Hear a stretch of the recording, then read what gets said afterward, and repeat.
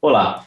A Câmara dos Deputados deve analisar nas próximas semanas uma proposta de 2002 que altera o Código Penal e prevê punições para crimes contra o Estado Democrático de Direito, além de revogar a Lei de Segurança Nacional.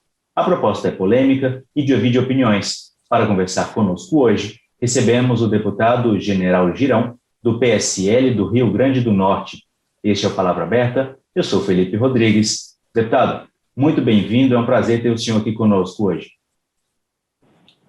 Ok, um abraço forte, Felipe Rodrigues, muito obrigado pelo espaço, pela atenção e pelo tema que está sendo proposto para discussão. As pessoas precisam saber do que a gente tem feito na Câmara, o que está circulando na Câmara de Deputados e o que a gente pode discutir, até mesmo estamos aqui nas bases para ouvir também as pessoas, certo? Então, muito obrigado pelo espaço oferecido.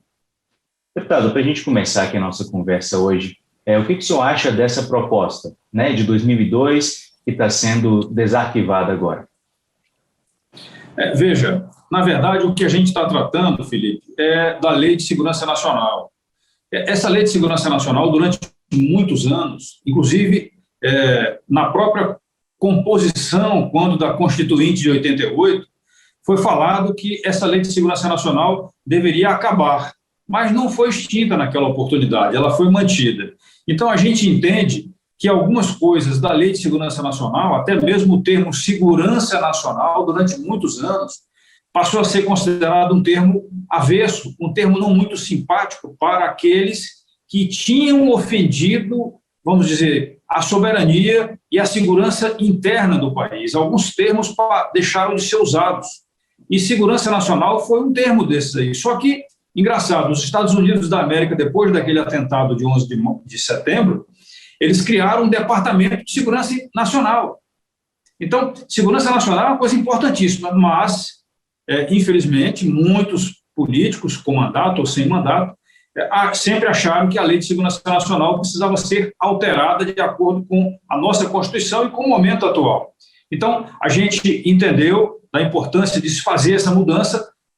Entretanto, a gente tem que ter muito cuidado, porque ao mexer numa lei com abrangência, que mexe com o Código Penal e que com abrangência de respeito à soberania, de respeito às autoridades constituídas, veja, nós estamos vivendo um momento agora no Brasil onde vários políticos se arvoram no direito de chamar o presidente da República de genocida. Isso é um absurdo, você tá incriminando uma pessoa, colocando isso daí na mídia, sem provas, sem comprovações e até mesmo sem um julgamento e uma condenação. Então, dizem, né, o Código Penal também é muito claro em relação a isso daí, se você ofende alguém desse jeito, é uma ofensa que pode ser cobrada nos tribunais.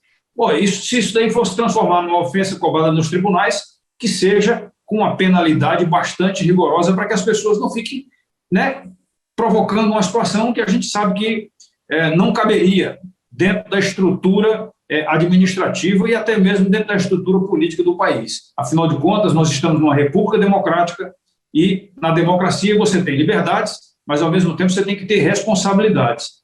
Então, a Lei de Segurança Nacional, a proposta do deputado Arthur Lira, nosso presidente da Câmara, foi colocá-la em discussão para que ela seja alterada, no caso aí, revogada. A gente está construindo alguns detalhes aí que a gente pode ir falando à medida que você fizer perguntas. Uhum.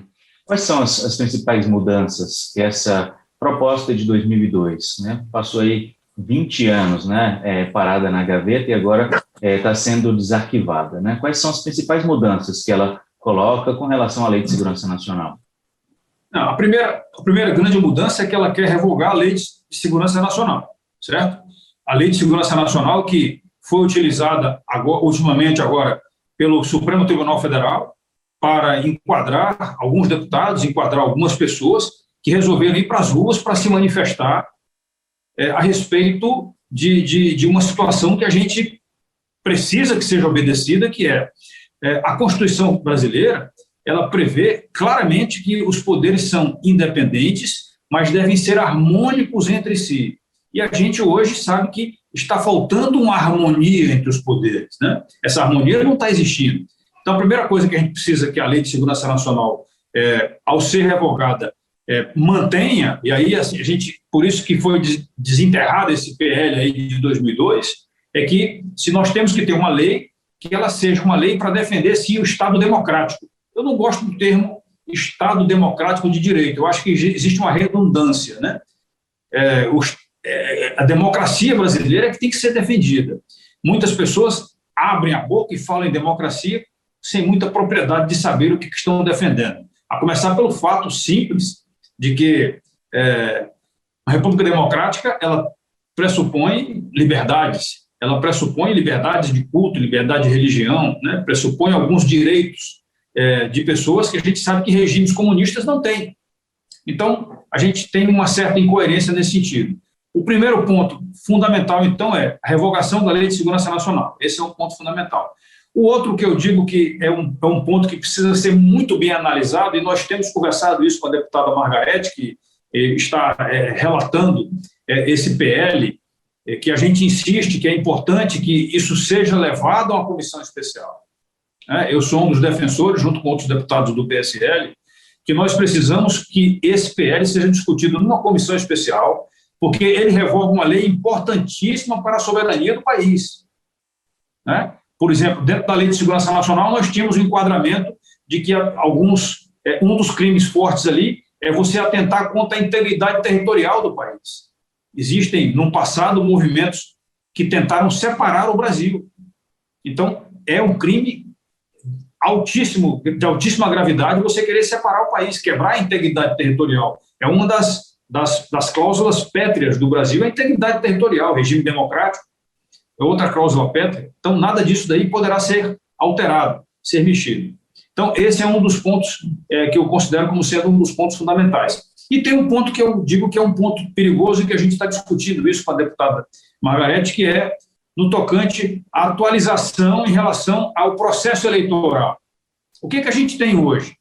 O Brasil, ele, com o passar dos anos, com as eleições se transformando em eleições eletrônicas, né, com o voto online, o voto colocado na medida que a gente tenha essas urnas eletrônicas, nós temos a votação, talvez uma das votações mais rápidas do mundo, é o processo eleitoral brasileiro, só que é um processo eleitoral que ainda depende de alguma coisa que a gente chama de validação do voto, a comprovação do voto, se ele realmente foi aquilo que você clicou no computador durante o seu processo eleitoral.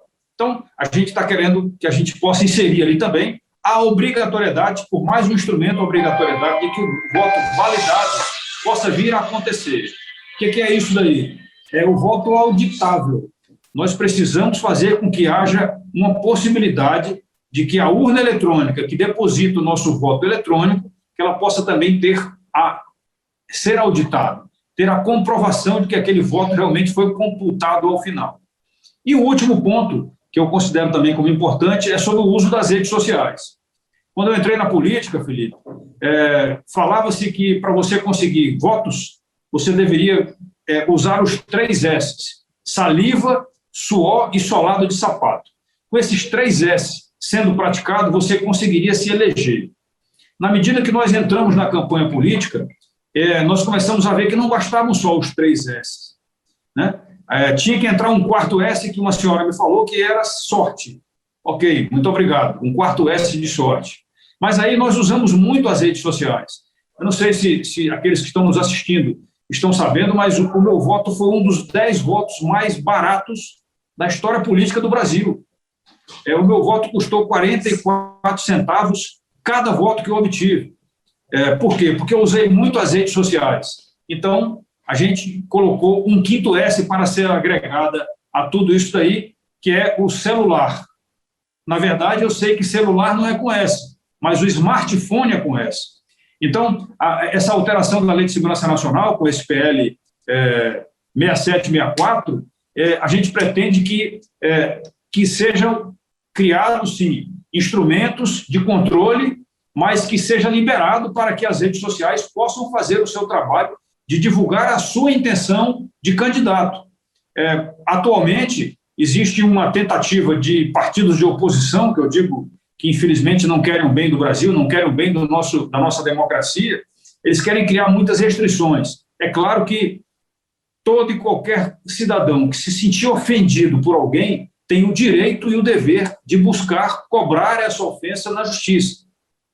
Agora, não pode você colocar qualquer afirmação, qualquer postagem que seja colocada nas redes sociais, que seja considerada como fake news por alguém que acha que aquilo dali é fake news. As pessoas costumam mentir muito na política brasileira, infelizmente, e quererem incriminar a gente. A redação do PL que veio para nós não agradou e a gente questionou de imediato a deputada Margarete, que acatou o nosso questionamento. Então, a gente tem essas preocupações, sim. Eu espero que a gente consiga, na semana que vem, prosseguir um pouco mais e, em conclusão, em síntese, nós precisamos levar esse PL para ser discutido numa comissão especial. Que a gente faz uma audiência pública, a gente chama mais deputados, porque, por enquanto, poucos estão participando desse debate, né? Ele está muito restrito, muito fechado. E não se deve mexer numa lei com esta magnitude da Lei de Segurança Nacional, que protege a soberania do país, que protege o cidadão brasileiro na sua liberdade individual,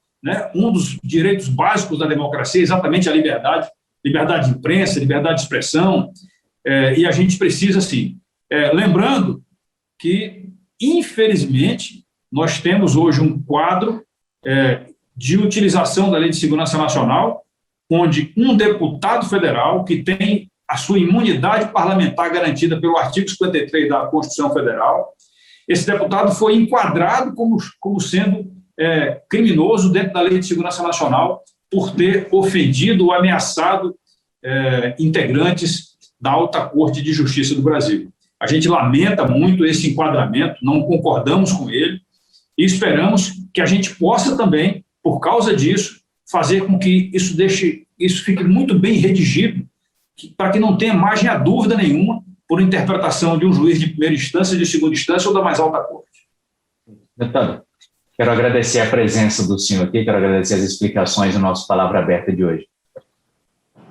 Ok, eu espero que a gente possa construir, sim, a melhoria nas leis do Brasil, porque, infelizmente, nós vivemos um momento bastante complicado hoje no Brasil, né? Essa semana aí foi mais uma semana de surpresas não muito agradáveis para a justiça brasileira, que eu digo, para aqueles que anseiam por justiça, quando a gente teve agora aí o Supremo Tribunal Federal considerando o ex-presidente Lula como sendo não sendo culpado de nada e tornando ele elegível, tá certo? Eu até hoje escrevi um artigo que vocês podem receber uma cópia desse nosso artigo, que a gente está dizendo que o que aconteceu nesses últimos 8 anos pelos juízes de primeira, segunda e terceira instância foi julgar alguma coisa que eu estou chamando de um grande ilusionismo, né?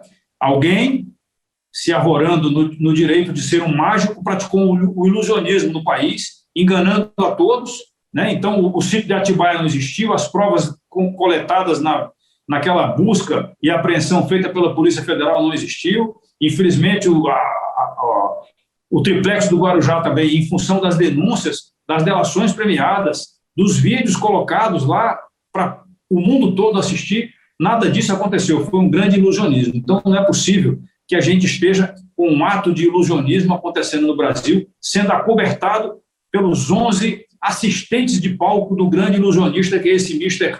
L. Ok? Muito obrigado pelo espaço que vocês nos ofereceram.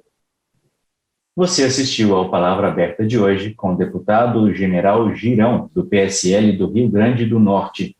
Foi um prazer ter você conosco mais uma vez. Eu sou Felipe Rodrigues. Não se esqueça de fazer o download do aplicativo Câmara ao Vivo, que já está disponível nas lojas de aplicativos App Store e Play Store. Até a próxima!